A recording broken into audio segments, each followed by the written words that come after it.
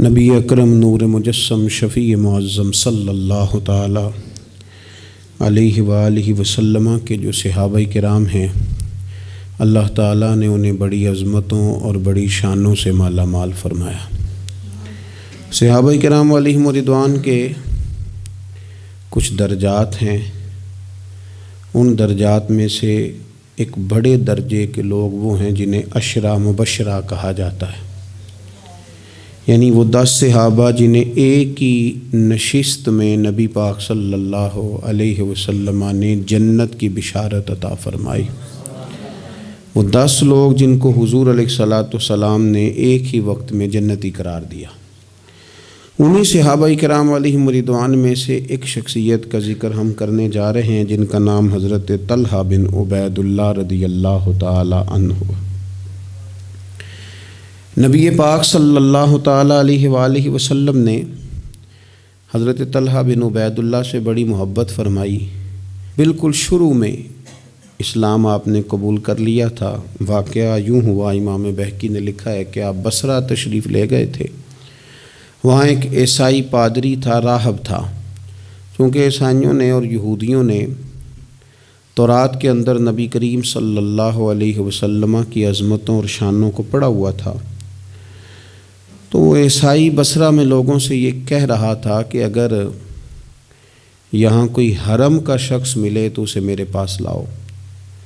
حضرت طلحہ بن عبید اللہ رضی اللہ تعالیٰ عنہ وہاں گئے ہوئے تھے۔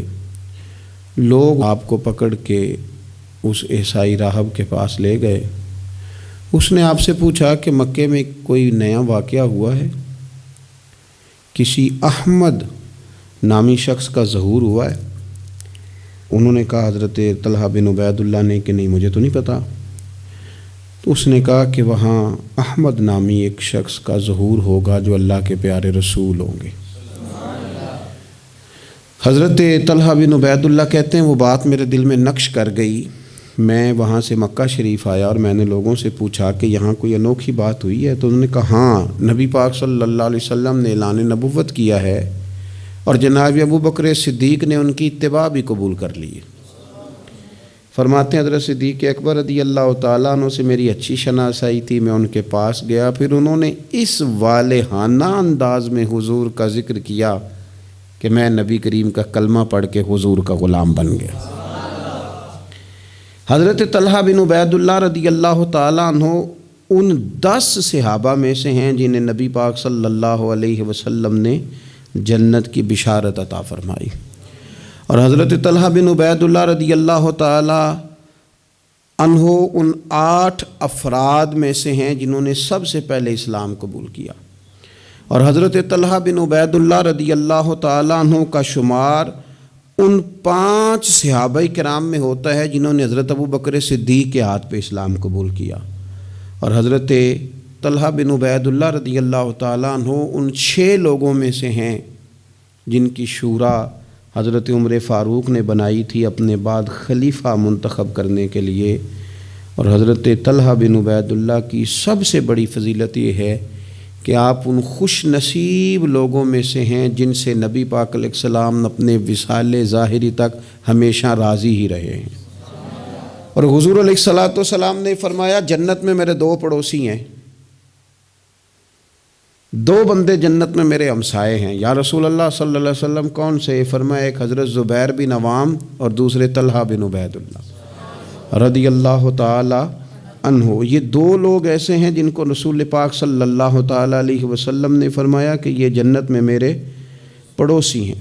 حضرت طلحہ بن عبید اللہ چونکہ اتنے بڑے آدمی ہیں، اتنی بڑی فضیلت کے آدمی ہیں، تو تھوڑا سا ان کی سیرت کے بعض نقوش پر بھی ہمیں آج غور کرنی ہے۔ حضرت طلحہ بن عبید اللہ رضی اللہ تعالیٰ عنہ کے مزاج میں بہت زیادہ عاجزی تھی۔ اگر کوئی شخص صاحب فضیلت ہوتا ہے نا تو اسے بھی پتہ ہوتا ہے کہ میری یہ فضیلت ہے۔ اگر کوئی عالم ہے، لوگ اسے عالم جانتے ہیں تو اسے بھی تو پتہ ہوتا ہے نا کہ میرے پاس علم ہے۔ اگر کوئی آدمی صاحب منصب ہے تو اسے بھی تو پتہ ہوتا ہے نا کہ اللہ نے مجھے یہ عہدہ عطا کیا ہے۔ حضرت طلحہ بن عبید اللہ رضی اللہ تعالیٰ عنہ بھی تو جانتے تھے نا کہ اللہ تعالیٰ نے مجھے کیا عہدہ عطا کیا ہے۔ لیکن اس کے باوجود ان کی طبیعت کے اندر عاجزی تھی۔ ایک مرتبہ انہوں نے ایک جگہ پہ لوگوں کو نماز پڑھائی، اور نماز پڑھانے کے بعد فرمانے لگے میں تو نماز پڑھانے سے پہلے تم سے اجازت لینا بھول ہی گیا تھا کہ تمہیں نماز پڑھاؤں کہ نہ پڑھاؤں۔ تو لوگوں نے عرض کی حضور ہماری تو یہ بڑی سعادت ہے کہ آپ نے ہماری امامت فرمائی ہے، اس میں اجازت لینے کی کیا بات ہے؟ تو حضرت طلحہ رضی اللہ تعالیٰ عنہ فرمانے لگے اگر کوئی شخص لوگوں کی امامت کرائے، نماز پڑھائے، لیکن لوگ اس سے راضی نہ ہوں کہ یہ ہمارا امام بنے، تو فرمایا اس کی نماز اس کے کانوں سے اوپر تک نہیں جاتی۔ لہٰذا میں نہیں چاہتا کہ زبردستی تم پر مسلط ہوں، میں چاہتا یہ تھا کہ پہلے تم سے پوچھ لوں پھر تمہارا امام بنوں۔ یہ مزاج کی عاجزی، اور طلباء کو، علماء کو، آئمہ کو یہ سبق دینے کے لیے کہ اگر تمہیں اللہ تعالیٰ منصب عطا کرے تو وہ منصب پھر بھی تمہارے اندر عاجزی ہی پیدا کرے، انکساری ہی تمہارے مزاج کا حصہ بنے۔ اللہ تبارک و تعالیٰ نے حضرت طلحہ رضی اللہ تعالیٰ عنہ کو مال بھی عطا فرمایا تھا، لیکن اس کے ساتھ ساتھ خرچ کرنے کا شوق اور جذبہ بھی اللہ نے انہیں دیا تھا۔ ایک شخص پر 30,000 دینار کا قرضہ تھا، سارا ہی انہوں نے اپنے ذمے لے لیا، فرمایا تو بے فکر ہو جا، میں تیرا سارا قرضہ ہی ادا کر دوں گا۔ یتیموں، بیواؤں، مساکین سب کے ساتھ فراخ دلی سے پیش آتے، لوگوں کے مسائل حل کرتے۔ اور حضرت سیدہ طیبہ طاہرہ سیدہ عائشہ صدیقہ رضی اللہ تعالیٰ عنہ چونکہ مومنوں کی ماں ہیں تو ماں سے عقیدت ہوتی ہے۔ حضرت طلحہ بن عبید اللہ رضی اللہ تعالیٰ عنہ کو بڑی عقیدت تھی، ہر سال 10,000 دینار سیدہ عائشہ کی خدمت میں بطور نذرانہ کے پیش کرتے تھے، بطور نذرانہ کے، اپنے دل کی تسکین کے لیے کہ میں اپنی ماں کی خدمت کر رہا ہوں۔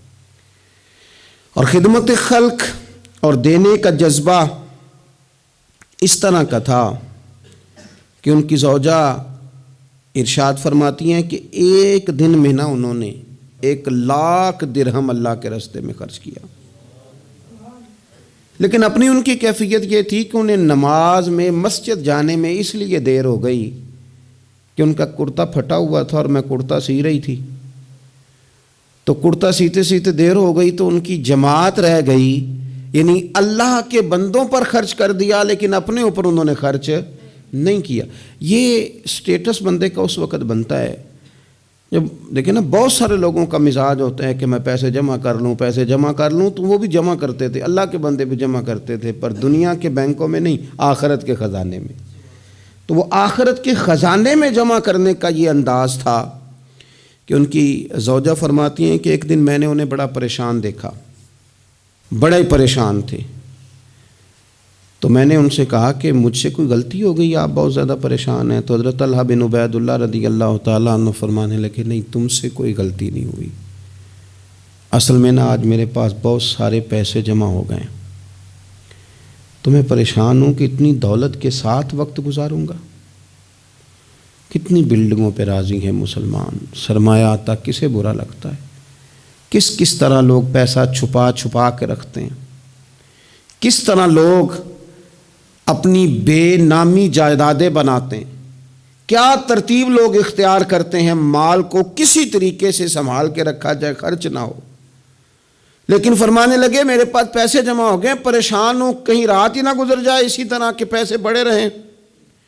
تو آپ کیا لیے فرمانے لگی کیوں پریشان ہوتے ہیں، آپ مجھے پتہ ہے حضور کے صحابی ہیں، آپ کا دل اتنا اجلا اور اتنا صاف ہے کہ یہ دولت آپ کے دل میں وقت گزار سکتی نہیں، جہاں اللہ رسول کے ڈیرے ہوں وہاں دولت کیسے وقت گزارے گی۔ تو آپ اس طرح کریں، اس کو خرچ کر دیں، کچھ بھی نہیں ہوتا، بوجھ اتر جائے گا۔ فوراً ہی لونڈی کو بلایا اور خرچ کرنا شروع کیا۔ تو کتنے خرچ کیے؟ ایک دن کے اندر انہوں نے 4,00,000 دینار لوگوں پر خرچ کر دیے۔ پیسے کو سنبھال کے نہیں رکھا، جمع کر کے نہیں رکھا، اس ترتیب کے ساتھ انہوں نے اپنی زندگی میں خرچ کیا۔ پھر دوسری بات یہ تھی کہ وہ اخلاقیات کے حوالے سے ایک بڑا عمدہ مقام رکھتے تھے۔ حضرت سیدنا کعب بن مالک رضی اللہ تعالیٰ عنہ کا بڑا مشہور واقعہ ہے کہ آپ غزوہ تبوک میں نہیں جا سکے تھے تو نبی پاک صلی اللہ تعالیٰ علیہ وسلم ناراض ہو گئے اور 50 دن تک رسول کریم صلی اللہ علیہ وسلم ناراض رہے۔ حضرت کعب بن مالک رضی اللہ تعالیٰ عنہ فرماتے ہیں کہ ظاہر ہے حضور ناراض تھے تو پھر مجھے لگتا تھا کہ سارا مدینہ ہی ناراض ہے، زمین و آسمان ناراض ہیں۔ فرماتے ہیں چونکہ ہر شخص ناراض تھا اور میں بڑا پریشان تھا، پھر کئی دنوں کے بعد اللہ تبارک و تعالیٰ نے میری توبہ قبول فرمائی، اور جب اس کا اعلان ہوا نا تو فرماتے ہیں سب سے پہلے جس بندے نے اٹھ کے مبارک دی اور بڑی گرم جوشی سے مجھے ملے وہ حضرت طلحہ بن عبید اللہ تھے۔ گویا انہیں اس بات کا شوق ہوا کہ دیکھو اللہ نے ہمارے اس بھائی کی توبہ کو قبول کر لیا ہے، اس پر فضل ہو گیا ہے۔ یعنی اگر کسی کو قرب الہی ملے اور خدا کی رحمت کسی پر برسے تو آگے بڑھ کر اس بندے کو مبارکباد دینا یہ بھی اچھے اخلاق کی علامت ہے۔ اور پھر کچھ لوگوں کا یہ مزاج ہوتا ہے کہ وہ باہر تو بڑے با اخلاق ہوتے ہیں، بڑے با مروت ہوتے ہیں، لوگوں کی بڑی گڈ بک میں ہوتے ہیں، سوسائٹی انہیں بڑا اچھا کہتی ہے، گھر کے اندر ان کی حالت خراب ہوتی ہے۔ گھر والے شکوہ کرتے ہیں کہ یار یہ بندہ ہم سے بھی کبھی اچھے موڈ میں بات کرے، یہ گھر بھی آئے تو کبھی ہنستا ہوا ہے۔ حضرت طلحہ رضی اللہ تعالیٰ عنہ کی حسن معاشرت ان کے گھر کے اندر اتنی اعلیٰ تھی، اتنی خوبصورت تھی کہ ان کے بچے، ان کی اہلیہ، ان کے بہن بھائی، ان کے ماں باپ، ان کے رشتہ دار ان سے ٹوٹ کر پیار کرتے۔ ابان ان کی شادی ہونی تھی، بڑے بڑے معزز لوگوں نے اس خاتون کو پیغام بھیجا، بڑے اعزاز والی خاتون تھی، لیکن وہ کہنے لگی مجھے تو نکاح حضرت طلحہ بن عبید اللہ سے ہی کرنا ہے۔ بھئی ان سے آپ کو کیوں نکاح کرنا ہے؟ تو وہ کہنے لگی میں ان کے اخلاق کے عالیہ سے واقف ہوں، اوصاف حمیدہ کو جانتی ہوں، وہ نہ گھر میں آتے ہیں تو پھر بھی ہنستے ہوئے آتے ہیں، اور میں نے سنا ہے جاتے ہیں تو پھر بھی ہنستے ہوئے جاتے ہیں، اور ان سے مانگنا نہیں پڑتا، خود ہی دے دیتے ہیں، اور کبھی مانگ لو تو دینے میں دیر ہی نہیں کرتے۔ اور فرمانے لگی اگر کوئی کام کر دو تو شکریہ ادا کرتے ہیں، اور کوئی غلطی ہو جائے تو محبوب کے صحابی کی شان یہ ہے کہ فوراً معاف کر دیتے ہیں۔ تو ان اوصاف کا شوہر اگر کسی کو ملے تو پھر اس خاتون کو نکاح کرنے میں دیر نہیں کرنی چاہیے۔ حضرت طلحہ بن عبید اللہ رضی اللہ تعالیٰ عنہ کی بڑی خدمات ہیں، تمام غزوات میں شریک ہوئے سوائے غزوہ بدر کے۔ اس میں بھی بعض محدثین نے لکھا ہے کہ انہیں نبی پاک صلی اللہ تعالیٰ علیہ وسلم نے ایک مہم پہ بھیجا تھا جس کی بنیاد پر وہ جو نہ جا سکے غزوہ بدر میں، عملی طور پر شریک نہ ہو سکے، لیکن جو غزوہ احد ہے اس کے بارے میں تو حضرت ابوبکر صدیق رضی اللہ تعالیٰ عنہ فرمایا کرتے تھے غزوہ احد کا سارا دن ہی حضرت طلحہ کا ہے۔ نبی پاک صلی اللہ تعالیٰ علیہ وسلم نے نا ڈبل زرہ پہن لی تھی، 2 زرہیں حضور نے پہن لی تھی، تو ایک پہاڑ پر حضور چڑھنے لگے تو کچھ مشقت محسوس ہوئی، قربان جائیں۔ حضرت طلحہ نے جلدی سے گردن جھکائی، یا رسول اللہ یہاں رکھیں آپ قدم اور آپ چڑھیں۔ محبوب نے قدم رکھا اور رکھتے ہی فرمایا لو طلحہ تم نے اپنے اوپر جنت واجب کر لی ہے، تم نے اپنے اوپر جنت واجب کر لی۔ اس دن چونکہ افواہ اڑا دی تھی احد کے دن کفار مکہ نے کہ نبی پاک صلی اللہ تعالیٰ علیہ وسلم کو شہید کر دیا گیا، تو لوگ بکھر گئے تھے، تو جو 12 لوگ نبی پاک علیہ السلام کے ساتھ رہ گئے ان میں حضرت طلحہ بن عبید اللہ تھے۔ جو تیر بھی حضور کی طرف آتا تھا نا وہ اپنا ہاتھ آگے کر دیتے تھے، ان کا ایک ہاتھ شل ہو گیا سارا۔ ان کے وجود پر احد کے دن حضور کو بچاتے ہوئے 70 زخم لگے، تیروں کے، تلواروں کے، نیزوں کے 70 زخم لگے۔ سجنا جان امانت تیری تو جدو مانگ سے میں پیش کرے ساں، 70 زخم لگے۔ حضرت صدیق اکبر رضی اللہ تعالیٰ عنہ فرماتے ہیں جب ہم حضور کی خدمت میں حاضر ہوئے تو نبی پاک صلی اللہ علیہ وسلم نے فرمایا پہلے طلحہ بن عبید اللہ کو دیکھو۔ کہتے ہیں جب ہم حضور کی خدمت کر کے ان کے پاس گئے تو وہ بے ہوش تھے، زخموں کی شدت کے سبب بے ہوش تھے، میں نے ان کے منہ پہ پانی چھڑکا۔ فرماتے ہیں ان کی آنکھ کھلی تو پہلا سوال انہوں نے یہ پوچھا کہ بتاؤ میرے نبی کریم کا کیا حال ہے، رسول کریم صلی اللہ تعالیٰ علیہ وسلم کی طبیعت کیسی ہے، حضور کے بارے میں بتاؤ۔ کہتے ہیں ہم نے کہا الحمدللہ حضور ٹھیک ہیں، اللہ کے فضل اور احسان میں ہیں، اللہ تعالیٰ نے انہیں محفوظ رکھا ہے۔ تو کہتے ہیں وہ کہنے لگے اگر محبوب ٹھیک ہے نا تو پھر کوئی مصیبت بھی مصیبت نہیں ہے، پھر ساری مصیبتیں آسان ہیں۔ حضرت طلحہ بن عبید اللہ رضی اللہ تعالیٰ عنہ کو اللہ تبارک و تعالیٰ نے شانوں والی زندگی عطا فرمائی، عزتوں والا مقام عطا کیا، اور اللہ تعالیٰ نے انہیں شہادت کی موت عطا فرمائی۔ حضرت طلحہ بن عبید اللہ رضی اللہ تعالیٰ عنہ شہید ہو گئے، لیکن کمال دیکھیے کہ صاحب اسد الغابہ نے لکھا ہے، یہ کمال دیکھیے، کون کہتا ہے ولی مر گئے، قید سے چھوٹے اپنے گھر گئے، تے وارث شاہ کدوں مر دے جنہ کیتیاں نیک کمائیاں نے۔ حضرت طلحہ بن عبید اللہ رضی اللہ تعالیٰ عنہ کو جہاں دفن کیا گیا نا، وہ زمین نشیبی تھی، نچلی تھی، تو اکثر وہاں پانی آ جاتا تھا۔ تو آپ نے وصال کے بعد تقریباً 30 سال کے بعد ایک شخص کو بار بار خواب میں آ کے کہا کہ مجھے یہاں سے نکالو، مجھے یہاں سے نکالو۔ وصال کے بعد بلے شاہ ایسا نہیں مرنا، یہ تے مر گیا ہی کوئی اور، نکالو۔ اس شخص نے پھر حضرت سیدنا عبداللہ ابن عباس رضی اللہ تعالیٰ عنہ کو خواب سنایا، تو حضرت عبداللہ ابن عباس نے ایک صحابی کا مکان 10,000 دینار کا خرید کے حضرت طلحہ بن عبید اللہ رضی اللہ تعالیٰ عنہ کی مقدس لاش کو وہاں سے نکال کے وہاں دفن کیا۔ کہتے ہیں کہ 30 سال کے بعد ان کی مقدس لاش کو ایک جگہ سے دوسری جگہ منتقل کیا گیا، لیکن جسم اسی طرح ہی تر و تازہ تھا۔ بعد مرن دے مکھڑا میرا ہو جاوے نا تازہ، سمجھ لینا محبوب میرے نے آن پڑھیا جنازہ۔